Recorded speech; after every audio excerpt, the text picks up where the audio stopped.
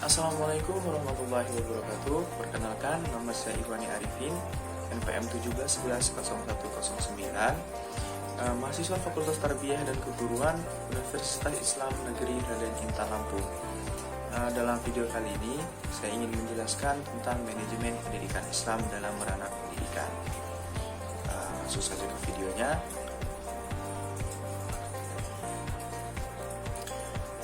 Nah, manajemen pendidikan Islam. Yang pertama yaitu pengertian manajemen pendidikan Islam. Manajemen dapat diartikan sebagai suatu proses dengan menggunakan sumber daya manusia dan sumber daya lainnya untuk mencapai suatu tujuan. Adapun pendidikan dapat diartikan secara sempit dan dapat pula diartikan secara luas. Secara sempit, pendidikan dapat diartikan bimbingan yang diberikan kepada anak-anak sampai ia dewasa. Sedangkan pendidikan dalam arti luas adalah segala sesuatu yang menyangkut proses perkembangan dan pengembangan manusia, yaitu upaya mengembangkan dan menanamkan nilai-nilai bagi anak didik, sehingga nilai-nilai yang terkandung dalam pendidikan itu menjadi bagian kepribadian anak yang pada gilirannya ia menjadi orang pandai, baik, mampu hidup dan berguna bagi masyarakat. Pengertian pendidikan tersebut masih bersifat umum, adapun pendidikan Islam dapat diartikan sebagai bimbingan terhadap pertumbuhan rohani, jasmani menurut ajaran Islam dengan hikmah mengarahkan, mengajarkan, melatih, mengasuh, dan mengawasi berlakunya semua ajaran Islam.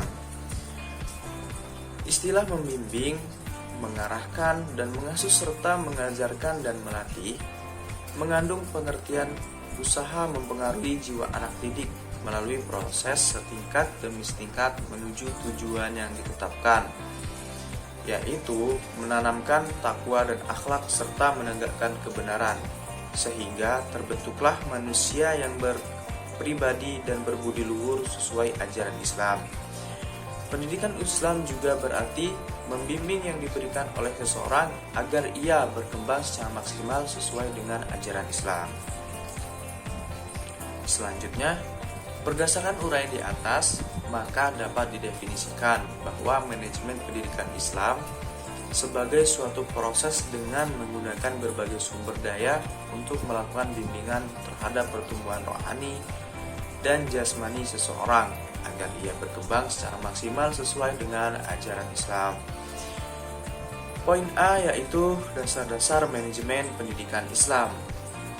Dasar manajemen pendidikan Islam secara garis besar ada 3, yaitu Al-Quran, As-Sunnah, serta perundang-undangan yang berlaku di Indonesia. Yang pertama yaitu Al-Quran.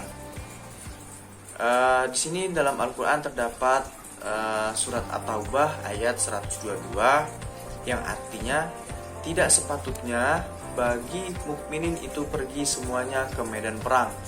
Mengapa tidak pergi dari tiap-tiap golongan di antara mereka beberapa orang untuk memperdalam pengetahuan mereka tentang agama dan untuk memberi peringatan kepada kaumnya apabila mereka telah kembali kepadanya, supaya mereka itu dapat menjaga dirinya. Dengan demikian, dapat disimpulkan bahwa Islam menegaskan tentang pentingnya manajemen, di antaranya manajemen pendidikan, lebih khusus lagi manajemen sumber daya manusia. Yang kedua yaitu As-Sunnah. Rasulullah SAW dalam juru didik dan beliau juga menjunjung tinggi terhadap pendidikan dan memotivasi umatnya agar berkiprah dalam pendidikan dan pengajaran. Rasulullah Shallallahu Alaihi Wasallam bersabda, barang siapa yang menyembunyikan ilmunya, maka Allah akan mengekangnya dengan kekang berapi. Hadis riwayat Ibnu Majah. Nah, berdasarkan pada hadis di atas, Rasulullah Shallallahu Alaihi Wasallam memiliki perhatian sangat besar terhadap pendidikan. Kemudian yang ketiga yaitu perundang-undangan yang ada di Indonesia. Dalam Undang-Undang Nomor 20 Tahun 2003 tentang Sistem Pendidikan Nasional disebutkan dalam pasal 30 ayat 1 bahwa pendidikan keagamaan diselenggarakan oleh pemerintah dan atau kelompok masyarakat dari pemeluk agama sesuai dengan peraturan perundang-undangan. Disebutkan pula dalam pasal 30 ayat 2 bahwa pendidikan keagamaan berfungsi menyiapkan peserta didik menjadi anggota masyarakat yang memahami dan mengamalkan nilai-nilai ajaran agamanya dan atau menjadi ahli ilmu agamanya. Kemudian poin B yaitu manajemen lembaga pendidikan. Yang pertama, konsep manajemen lembaga pendidikan Islam. Yang A, konsep manajemen secara umum. Ilmu pengetahuan manajemen dapat diterapkan dalam setiap organisasi, baik pemerintah, pendidikan, perusahaan, keagamaan, sosial, dan sebagainya. Jika seseorang manajer mempunyai pengetahuan manajemen dan mengetahui bagaimana menerapkannya, dia akan dapat melaksanakan fungsi-fungsi manajerial secara efektif dan efisien. Selain dipandang sebagai ilmu dan seni, manajemen juga dapat dikatakan sebagai profesi karena manajemen dilandasi oleh keahlian khusus untuk mencapai prestasi manajer yang diikat dengan kode etik dan dituntut untuk bekerja secara profesional. Seorang profesional harus memiliki kemampuan konseptual, sosial atau hubungan manusiawi dan teknik. Kemampuan konsep atau konsep skill adalah kemampuan memersepsi organisasi sebagai suatu sistem, memahami perubahan pada setiap bagian yang mempengaruhi terhadap keseluruhan organisasi. Kemampuan mengkoordinasi semua kegiatan dan kepentingan organisasi. Kemampuan sosial diperlukan agar manajemen mampu bekerja sama dan memimpin kelompoknya dengan memahami anggota sebagai individu dan kelompok.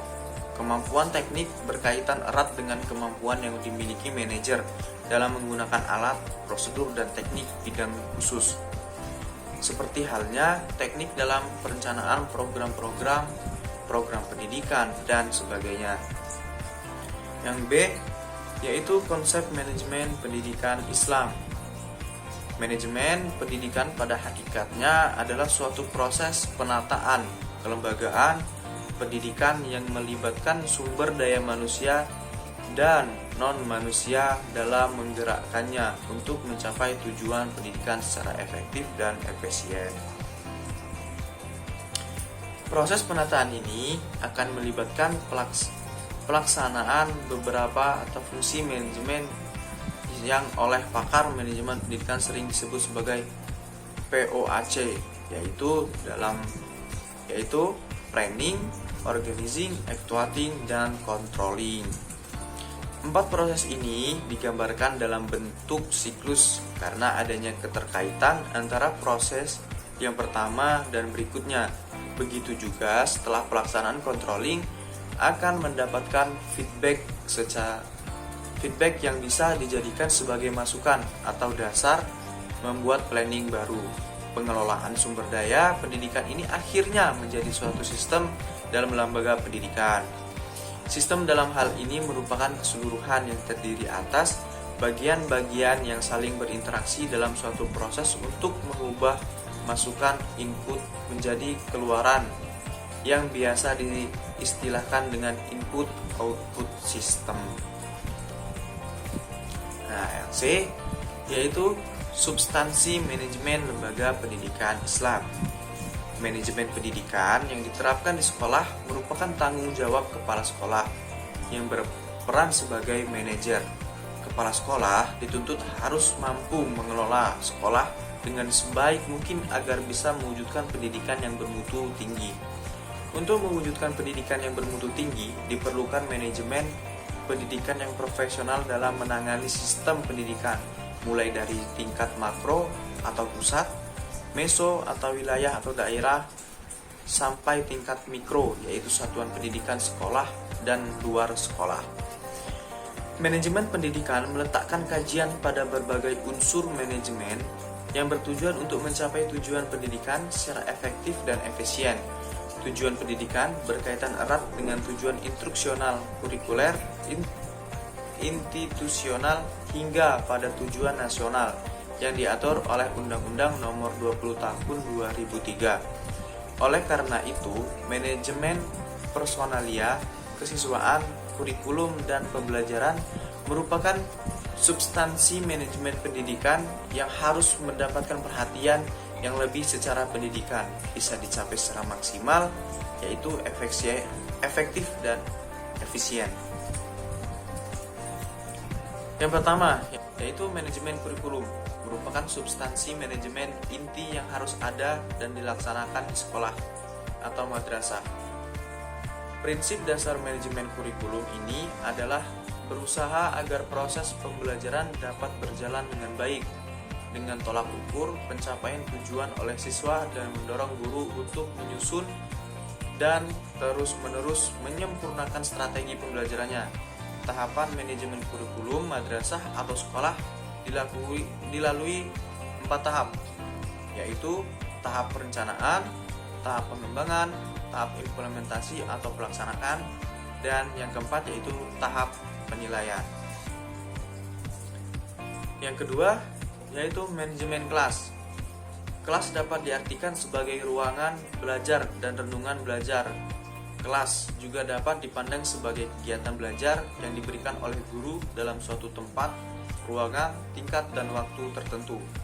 Berkaitan dengan manajemen kelas, ada beberapa pandangan yang dapat dijadikan sebagai rujukan dalam mengelola kelas, di antaranya satu, yaitu pandangan otoriter, menyatakan bahwa pengelolaan kelas adalah proses mengontrol tingkat laku siswa yang bersifat otoritatif sebagai aktivitas guru untuk menciptakan dan mempertahankan ketertiban suasana kelas.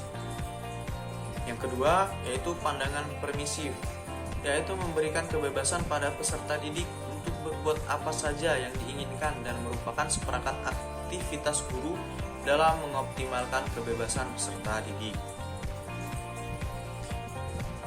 Yang ketiga, pandangan tingkah laku yang didasarkan pada prinsip-prinsip perubahan tingkah laku yang menyatakan bahwa pengelolaan kelas adalah pengubahan tingkah laku peserta didik yang dikehendaki oleh tujuan belajar berdasarkan penerapan prinsip-prinsip yang diambil dari teori penguatan.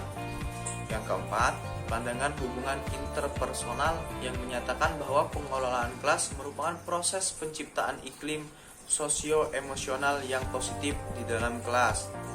Yang kelima, pandangan sistem sosial atau kelompok yang menyatakan bahwa kelas merupakan sistem sosial dengan proses kelompok atau grup proses sebagai intinya. Selanjutnya yaitu manajemen peserta didik. Manajemen peserta didik merupakan suatu layanan yang memusatkan perhatian pada pengaturan, pengawasan, dan layanan siswa di kelas dan di luar kelas, seperti pengenalan, pendaftaran, layanan individual yang berkaitan dengan pengembangan keseluruhan kemampuan, minat, dan kebutuhan sampai ia betah di sekolah. Nah, di sini ada poin-poin, yaitu ruang lingkup manajemen peserta didik berkaitan erat dengan hal-hal berikut. Yang pertama, perencanaan peserta didik, penerimaan peserta didik baru, kemudian pengelompokan peserta didik, kehadiran peserta didik di sekolah, pembinaan disiplin peserta didik, kemudian kenaikan kelas dan penjurusan, perpindahan peserta didik, kelulusan dan alumni, ya, kemudian kegiatan ekstra kelas, dan yang terakhir yaitu organisasi peserta didik. Manajemen secara sarana dan prasarana pendidikan.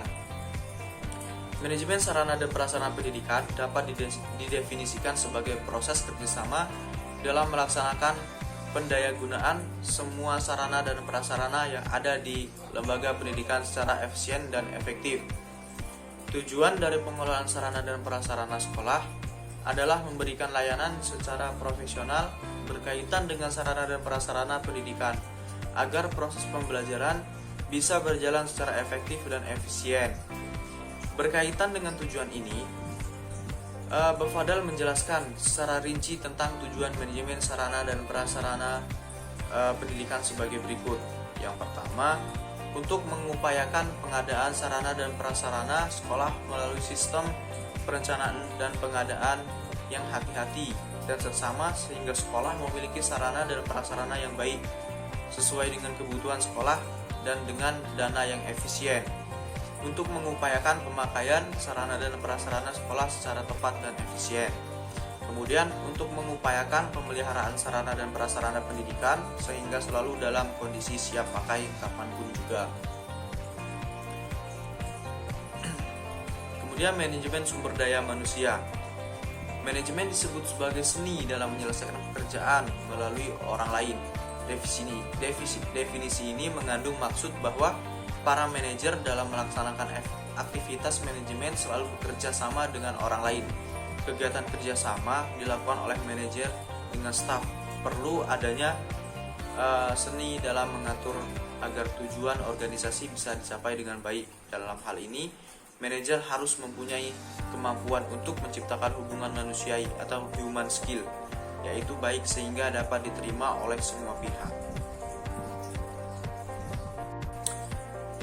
Dan yang terakhir yaitu prinsip manajemen pendidikan Islam.